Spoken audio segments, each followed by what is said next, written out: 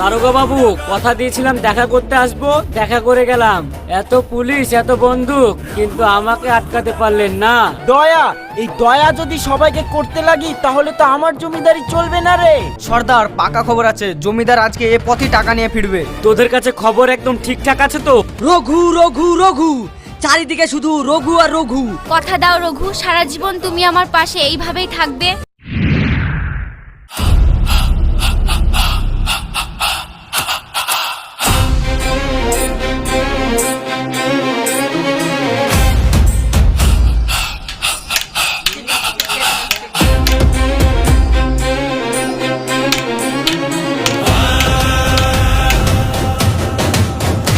দেখলি তো শুভ, আমার লাঠির ঘাই, এই লাঠি তোর পিঠে পড়লে তুই পালাবি কোথায়?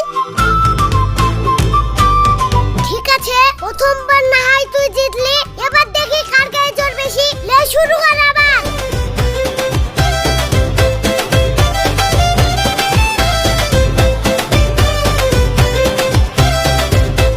এ রঘু, থাম থাম ভাই, আটকাতে পারছি না রে। তুই তো দেখছি আমাকে মেরে ফেলবি। থামলে হবে না বন্ধু, আমার আব্বা বলে এই দুনিয়ায় যার লাঠির জোর বেশি তারই সম্মান বেশি। রঘু রঘু, তুই এখানে লাঠি খেলছিস, ওইদিকে জমিদার মশাই তোর আব্বাকে।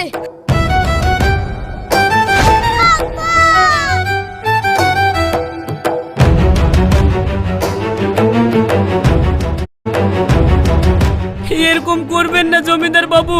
শুন রহিম, কান্নাকাটি করে কিন্তু কোনো লাভ হবে না। তুই যখন তোর ধারের টাকা শোধ করতে পারিসনি, তাহলে এই জমির তোর সব ধান যাবে আমার গোলায়। জমিদার বাবু, দয়া করেন, এই বন্যার পানিতে আমার সব জমি ভেসে গেছে। এই এক টুকরো জমিতে যা ধান হয়েছে, এই ধানগুলো যদি আপনি নিয়ে যান, এই মা বড় ছেলেটাকে নিয়ে টাকা দিবি মরে যাবো। জমিদার বাবু, আমার উপর একটু দয়া করেন, আমি কথা দিচ্ছি আপনার সব টাকা আমি ঠিক শোধ করে দিব। দয়া, এই দয়া যদি সবাইকে করতে লাগি তাহলে তো আমার জমিদারি চলবে না রে। আজ তোকে ছাড় দিলে কাল আর একজন টাকা ধার নিয়ে আমাকে আর টাকা দেবে না। নে নে, পা ছাড়। আমার শরীরে আবার প্রচন্ড দয়া মায়া, এইভাবে পা ধরে থাকলে আমার আবার খুব কষ্ট হয়।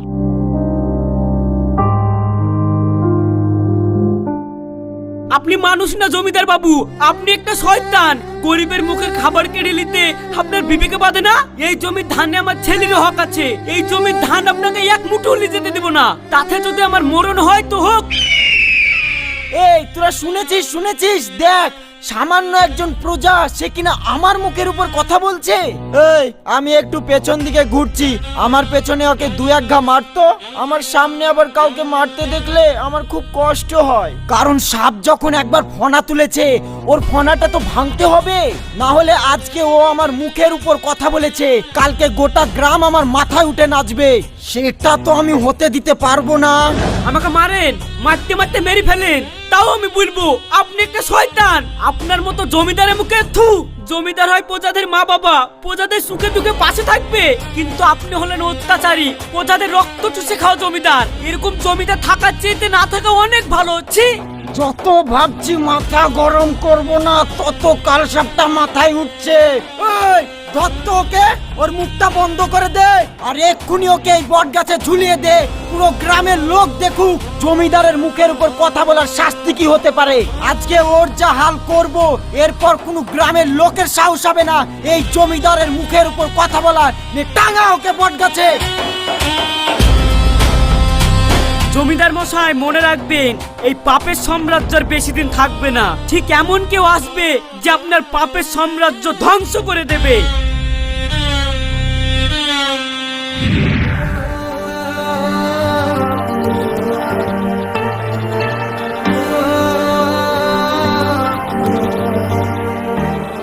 আব্বা, তুমি কথা বলো। আব্বা তোমার কি হয়েছে? আব্বা, না, আমি তোমাকে মরতে দেব না। আব্বা,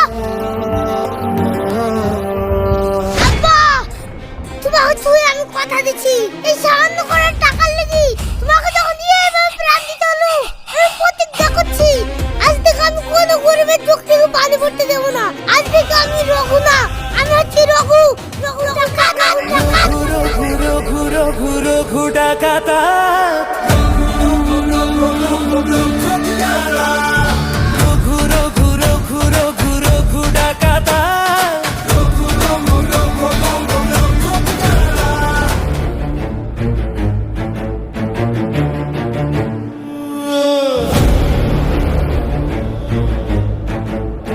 সর্দার পাকা খবর আছে, জমিদার আজকে এ পথই টাকা নিয়ে ফিরবে। তোদের কাছে খবর একদম ঠিকঠাক আছে তো? একদম পাকা খবর আছে রঘু, তুই কোনো চিন্তা করিস নি। এই থাম থাম রঘু, মনে হয় শিকার চলে এসছে। এই শোন, মনে রাখিস আমাদের লড়াই শুধু টাকা পয়সার জন্য না, আমাদের লড়াই হচ্ছে গরিবের হকের জন্য। জমিদারের গায়ে কিন্তু একটা আঁচড়ও লাগবে না, শুধু ওর অহংকার আজকে আমরা এই জঙ্গলের মাটিতেই পুঁতে দেবো।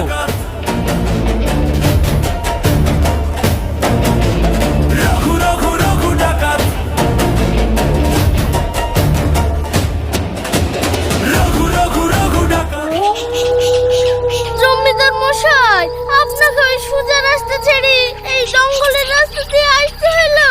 কেমন গা ছমছম করছে, একটু হাত পা চালে চলেন না। ওরে বাবা রে, কি পেঁচা আছে মনে হচ্ছে। রঘু টঘু আবার নাই তো? এই তুই চুপ কর। রঘু রঘু রঘু ওই শালা রঘু নাকি আমাকে লুট করবে? ওর এত বড় সাহস! এই চিঠি আমার বাড়িতে পাঠিয়েছিল। রঘু, তুই আজকে আমাকে চিঠি দিয়েছিলি আমাকে লুট করবি, তার জন্য দেখ আজ আমি অন্য রাস্তা দিয়ে যাচ্ছি, তোর বাপও টের পাবে না। জঙ্গলে পাঠালে তো আমাদের গ্রামে ঢুকে পড়বো। হ্যাঁ, তা ঠিকই বলেছিস। আজকের আদায়টা কিন্তু খুব ভালোই হয়েছে। ওই রহিম শেখের মতন যদি এইভাবে দু চারটে প্রজাকে না শিক্ষা দিতাম, তাহলে কিন্তু ওরা এইভাবে সহজে টাকা ছাড়তো না। শাসন কড়া রাখতে হয়, বুঝলি? হ্যাঁ হ্যাঁ, জমিদার মশাই ঠিক বলেছেন, সবসময় পড়া। ওরে বাবা, কে আছে মনে হচ্ছে জমিদার মশাই।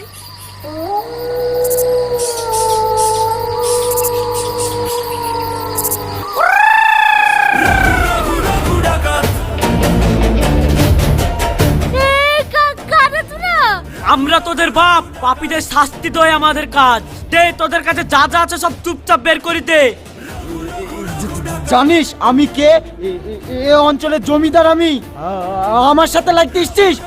তোদের সবাইকে কিন্তু আমি তাজা পুঁতে ফেলবো। আপনি তাজা পুঁতবেন কি না পুঁতবেন দেখা আমাদের কাজ না, টাকা তো আমরা নেবই, কারণ এই টাকায় আপনার কোনো অধিকার নেই।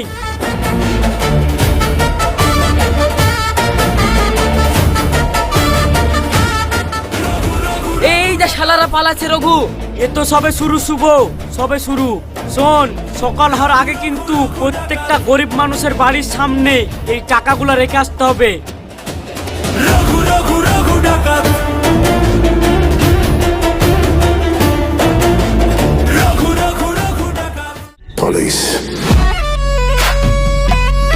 আমার সর্বোচ্চ হারিয়ে গেল দারোগা বাবু। ওই রঘু কাল রাত্রে আমার সব চুরি করে নিয়ে গেছে। আপনি এর একটা ব্যবস্থা করেন। রঘু রঘু রঘু, চারিদিকে শুধু রঘু আর রঘু। ও নাকি গরিবের আল্লাহ আর বড় লোকের জম। আরে আমিও তো দেখতে চাই কোন বাপের বেটা সে। কেন আসেন আমার সামনে? আরে লুকি চুরিয়ে ডাকাতি করা খুব সোজা, আসুক দেখি আমার সামনে। না দারোগা বাবু, ওকে আপনি হালকা ভাবে নেবেন না। ওর চোখে আমি আগুন দেখেছি, ওই আগুনে আপনাকেও পুড়ে ছাড়খাড় করে দিবে। আসলে শালার মুখটা দেখতে পাইনি, ওর মুখটা ঢাকা ছিল। দারোগা বাবু, এই কোন দিক থেকে এই চিঠিটা উড়ে চলে আসলো? দেখেন ঢেল বান্ধা আছে, কি লেখা আছে?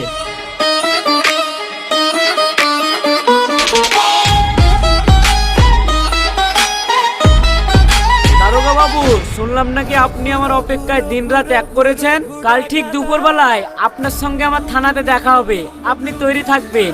ইতি আপনার রঘু, রঘু ডাকাত। রঘুর এত বড় সাহস, ও আমাকে চিঠি দিয়েছে, ও আমার সাথে দেখা করতে আসবে। ঠিক আছে, আমিও দেখবো। দারোগা বাবু, রঘু আপনাকে চিঠি দিয়েছে? দারোগা বাবু, এইবার আপনি বুঝবেন কি জ্বালা। জমিদার মশাই, এবার তুই লেজ গুটি পালা।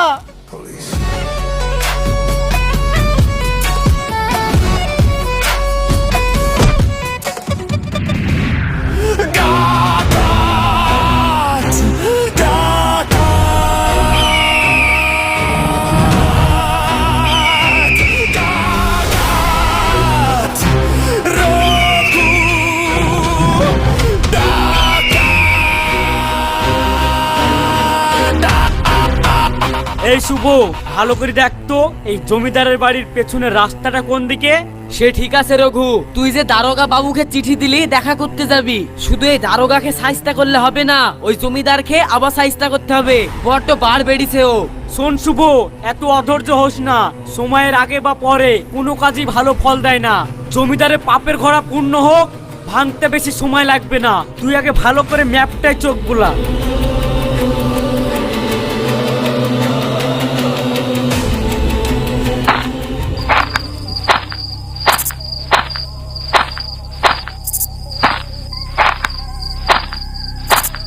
এই শুভ, কারোর একটা পায়ের শব্দ শুনতে পাওয়া যাচ্ছে না?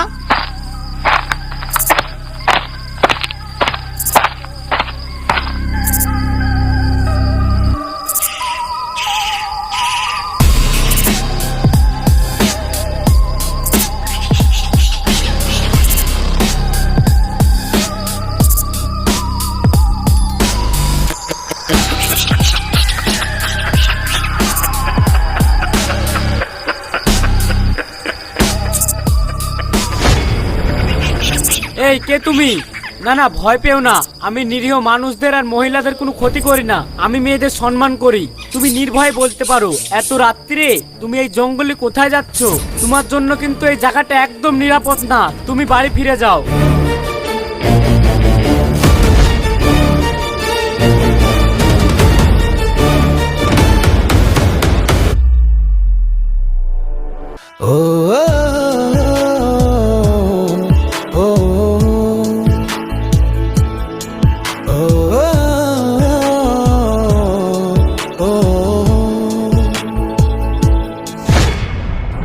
এ কি, তুমি জমিদারের মেয়ে নাজমা না? এই শত্রুর মেয়ে এইখানে, ওকে তো আমি এক্ষুনি শেষ। সুবোধ, থাম। তুমি শত্রুর মেয়ে হয়ে আমাদের ডাকাতের আস্থানে এসছো গোপন খবর নেওয়ার জন্য, তাই না? একদম না, তুমি ভুল ভাবছো। আমার আব্বা খারাপ হতে পারে, কিন্তু আমি না। আমি যাচ্ছি আমার আব্বার পাপের প্রায়শ্চিত্ত করতে।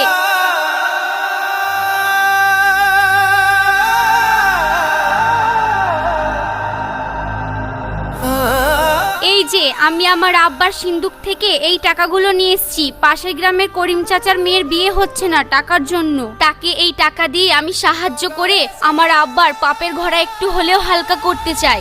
অদ্ভুত তো, সাপের ঘরে জন্ম নিয়ে তোমার মধ্যে কোনো বিষ নেই। কি করব বলো, মেয়ে হয়ে আব্বার মুখের ওপর কথা বলতে পারি না, তাই গোপনে প্রতিবাদ করার চেষ্টা করি।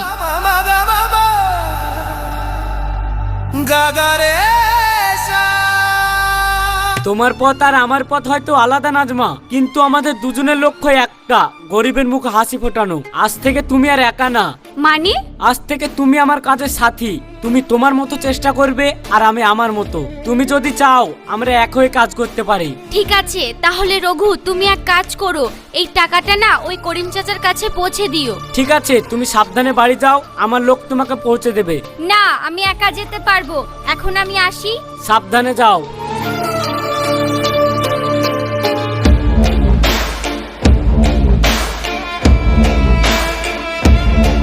রঘু, তুই কিন্তু ঠিক করছিস না। খাল কাটি কিন্তু কুমির লাগছিস। এই কুমির কিন্তু তোকে একদিন গিলি খাবে, তুই দেখবি। না রে শুভ, ওকে দেখে আমার খারাপ মনে হলো না। ওর ভিতরে একটা আলাদা আগুন আছে, আর সেই আগুনটাকে আমি কাজে লাগাবো ওর আব্বার বিরুদ্ধে। দেখ, তুই যেটা ভালো বুঝিস, বিপদে পড়লে এই শুভই কিন্তু তোর পাশে থাকবে।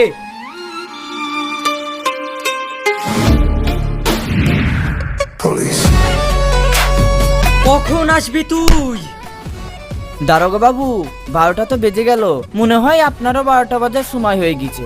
রঘু আসলো বলি। আসুক দেখি, আজ ওর একদিন কি আমার একদিন।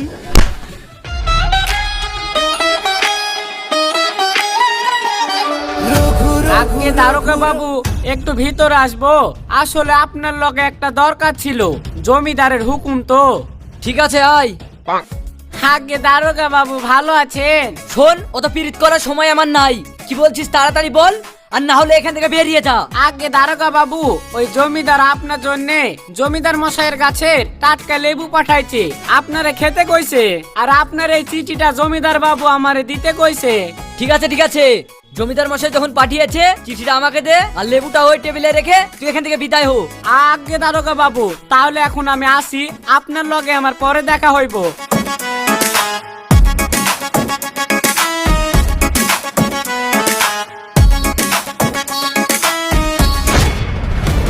কি হলো দারোগা বাবু, আপনি এভাবে ভেটকে গেলেন কেন? চিঠি পড়তে পড়তে চিঠিতে জমিদার বাবু কি লিখেছে? দারোগা বাবু, কথা দিয়েছিলাম দেখা করতে আসবো, দেখা করে গেলাম। এত পুলিশ, এত বন্দুক, কিন্তু আমাকে আটকাতে পারলেন না। লেবুটা খাবেন, মাথা ঠান্ডা থাকবে, ভালো থাকবেন। ইতি আপনার প্রিয় রঘু, রঘু ডাকাত।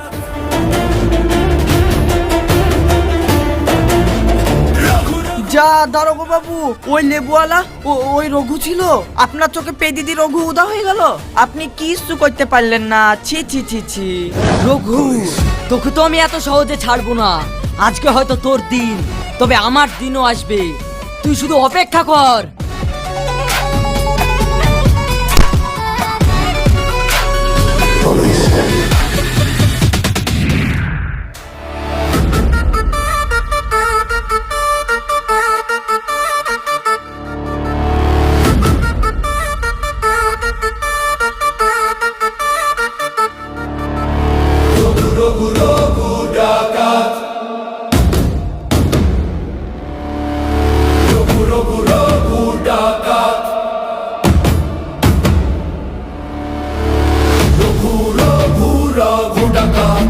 রঘু, সেই দিনকে তোমার সাথে দেখা হয়েছিল, তাই আজকে দুজন মিলে একসাথে গরিব মানুষের মুখে হাসি ফোটাতে পারছি। কথা দাও রঘু, সারা জীবন তুমি আমার পাশে এইভাবেই থাকবে।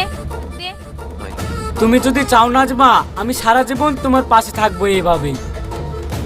সাপ আর বিচ্ছু একসাথে বসে গল্প করছে দেখো। শোন রঘু, যেদিন সবল খাবি সেদিন কাঁদতে কাঁদতে এই শুভর কাছে আসতে হবে।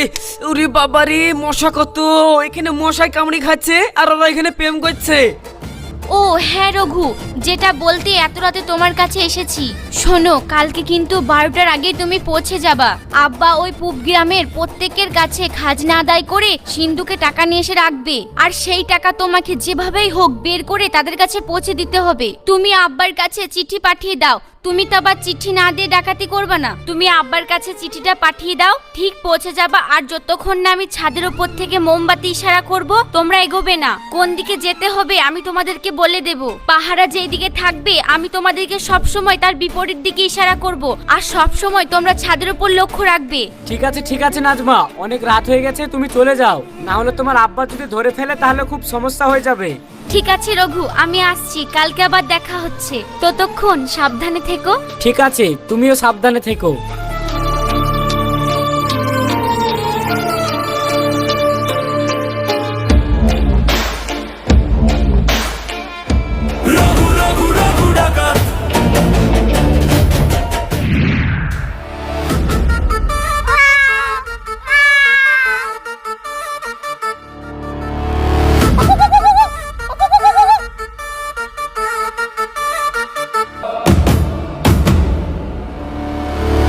Raghu Raghu Raghu Raghu Raghu Raghu Raghu